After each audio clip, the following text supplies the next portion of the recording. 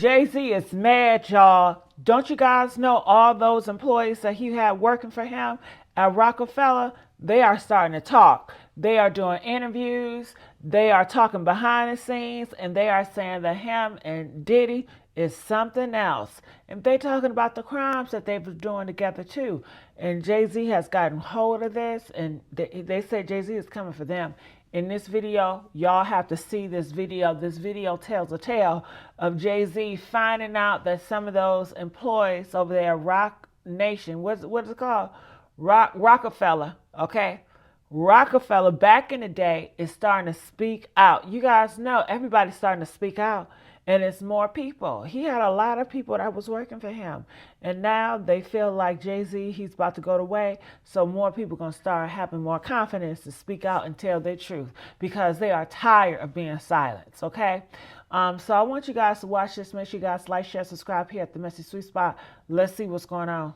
You would take the money? Yeah, because you got all that in the music for $10.99. That's a bad deal. I wouldn't tell you to cut a bad deal. Like, I don't take know. the $500,000, go buy some albums and listen to the albums. It's all there. Boom. But when you got this one, and then we don't know who's getting ready to come next. This nigga Jay about to have so much smut on his name, but best believe they gonna be on the same indictment. Watch what I tell you. A legal victory for the woman who is suing Jay-Z for allegedly her when she was 13. A federal judge ruling the woman can proceed with the case while remaining anonymous, at least for now. But the judge also chastising the lawyers representing Jay-Z. Y'all, it looks like Jay-Z may be in a load of trouble, and it's all boiling down to his connection with the now indicted mogul P. Diddy. And these legal troubles have Hov quite worried, up to the point where he is allegedly threatening his former employees at Roc-A-Fella in a bid to intimidate them into keeping the truth to themselves. Will this classic intimidation tactic actually work? Stay tuned as we debunk this whole debacle piece by piece. We will definitely get to the bottom of this.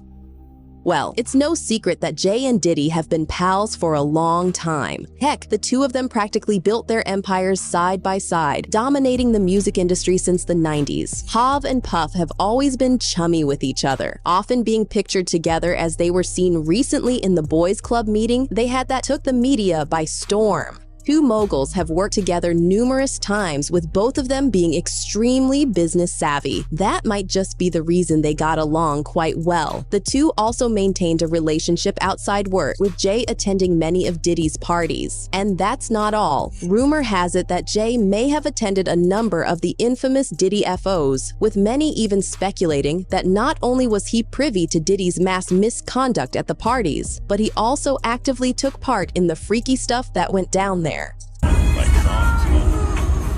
What's that?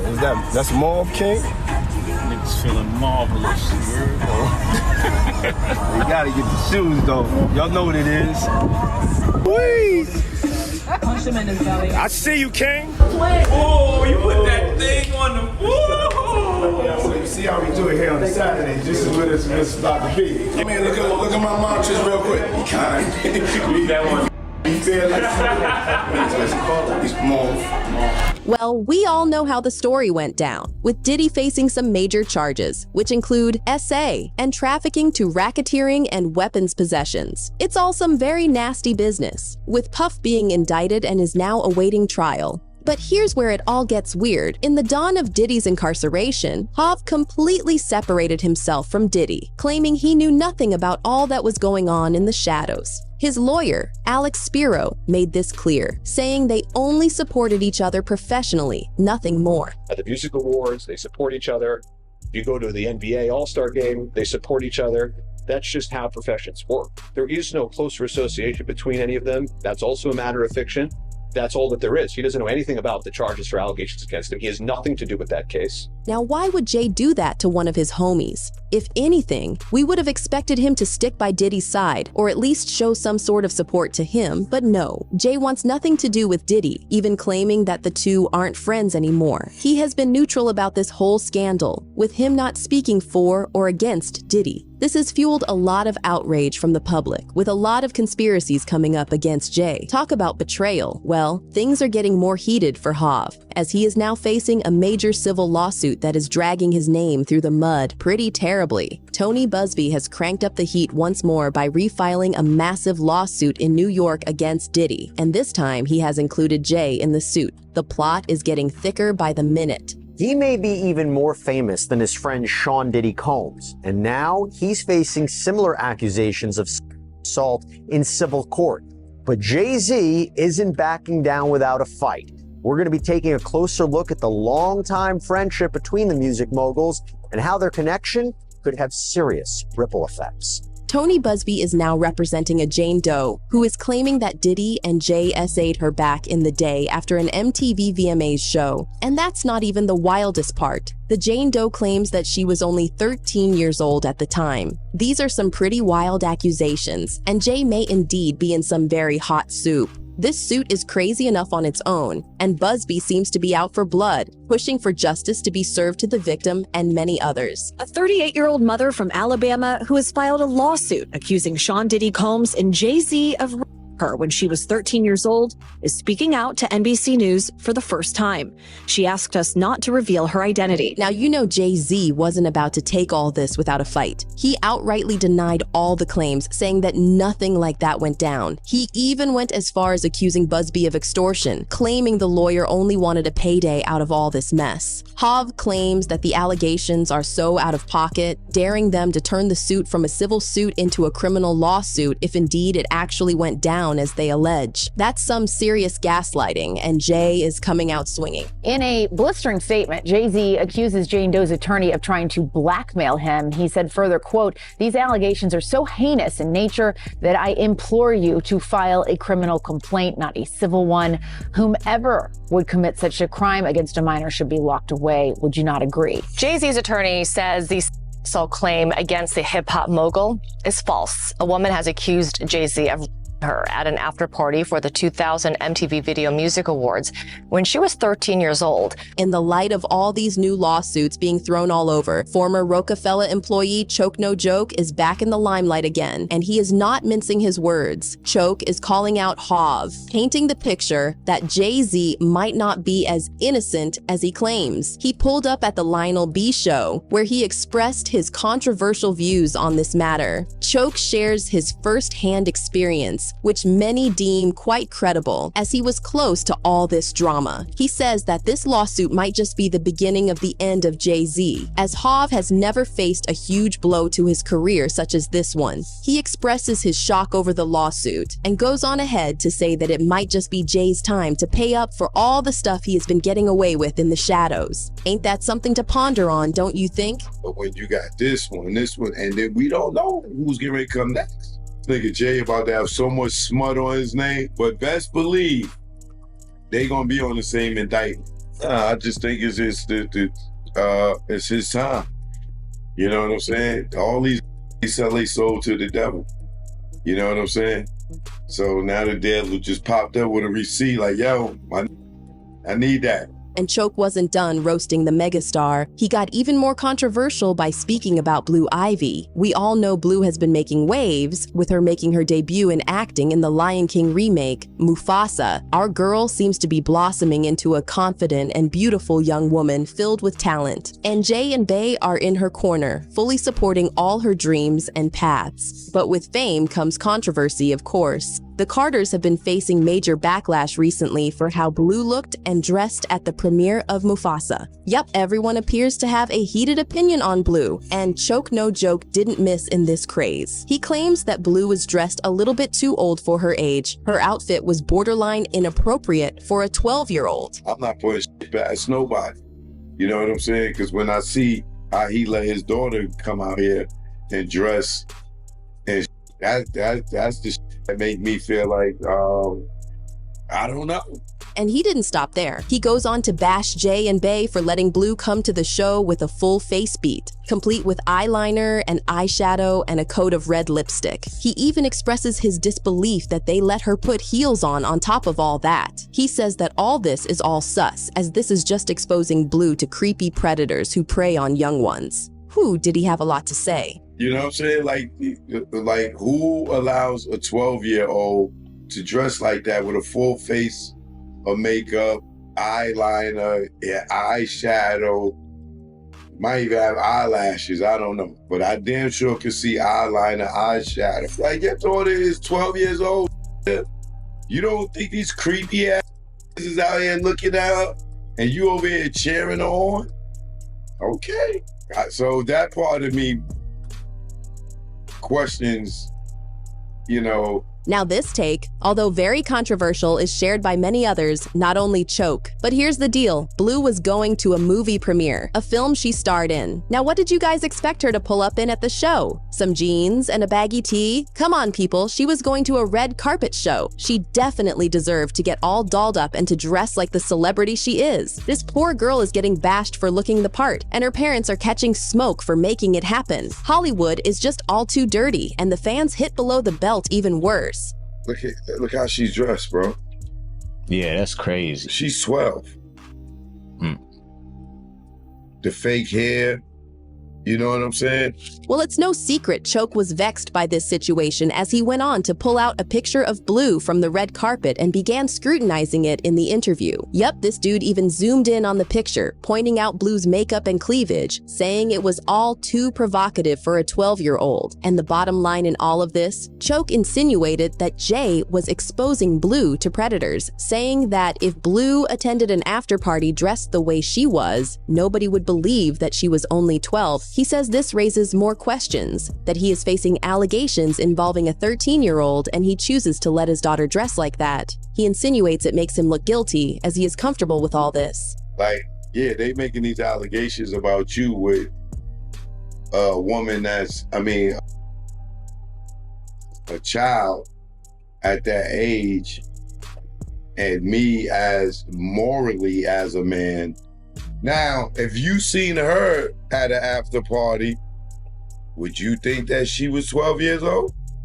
Nah, man, she looked more like a teenager though. Yeah, exactly. So, am I to say that this is incredibly impossible? She got on eyeliner, bro. And she got on mascara, I think that's the call, where they brush the eyebrows. I mean, the eyelashes, look at her lips. Too damn much, bro. The story keeps getting even more complicated as Choke also brings up the Foxy Brown drama. I'm sure we've all heard of this infamous saga, where Jay was accused of having romantic relations with Foxy when she was underage, and allegedly, when he couldn't control her anymore, he blackballed her and basically killed her career in music. Jay is looking kinda sus here, not gonna lie. Yeah, like you mentioned Foxy Brown. They just threw that out there to taint his image, in my opinion, right? To put that perception out there on him.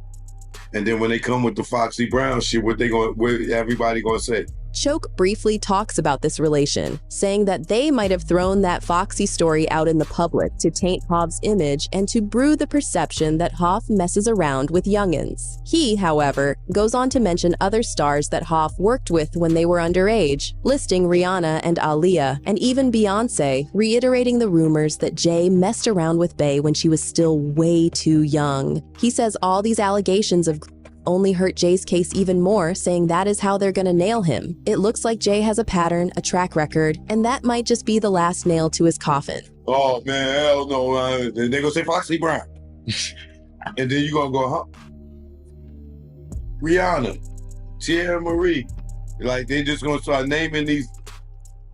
And then you're gonna be like, oh man. And then Jay's gonna look like Foxy Brown, Beyonce, Aaliyah. You know what I'm saying? They gonna make him look like all he messed with was younger women. Then you're gonna have all these people like this getting ready to come out the woodworks. But wait, there's more. Choke dropped an even bigger bomb in the interview, which has everyone on edge. He claimed Jay-Z paid him out not to file a case in court against him. You got that right. He claims that he didn't know better and that he should have gone to the courts instead of accepting the money. Intriguing, isn't it? Baby, yeah. And I got jumped. I was dumb not to go to court and press charges and all that, because I still had the street mentality. But I'm gonna he cut a check too that the world didn't know about. Choke goes on to insinuate that if he was paid off, there are definitely more civil cases that might have been filed against Hav that he threw some money around and made disappear. It's all a power play, with the top dogs using their influence and deep pockets to manipulate the law to suit their needs. He claims that the payouts are so easy to pull, saying all he did was speak to Jay's manager, who in turn talked to his lawyer, and after a bit of back and forth, the settlement was made. So it was like, yo, I didn't even have to, all I did was speak to his manager. His manager spoke to my lawyer. They went back and forth. And then he cut the check.